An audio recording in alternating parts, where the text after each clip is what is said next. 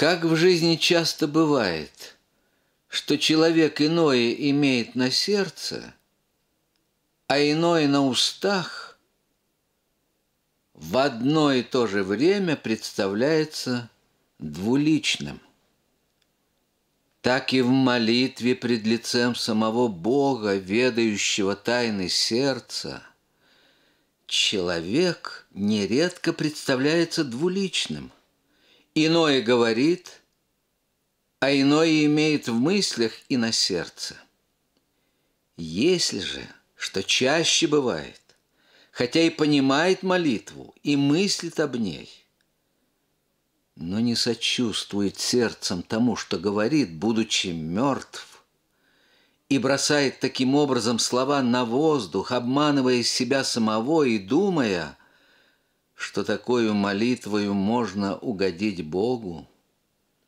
Странная греховная двойственность – это горький плод и свидетельство нашего грехопадения. Сердцу нашему как-то обычно лгать всяк человек ложь в молитве и в обращении с людьми. Это столб лжи. Христианину надо употреблять все меры, чтобы вырвать из сердца с корнем всякую ложь и насадить в нем чистую истину. Надобно начинать с молитвы, как с такого дела, в котором прежде всего необходима истина сердца, по слову Господа, духом и истиною достоит кланяйтеся. Глаголи истину в сердце своем.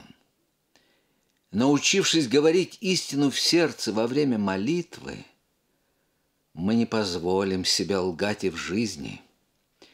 Искренняя или истинная молитва, очистившая наше сердце от лжи, предохранит его от нее и в обращении с людьми, в делах житейских. Как же научиться говорить истину в сердце на молитве?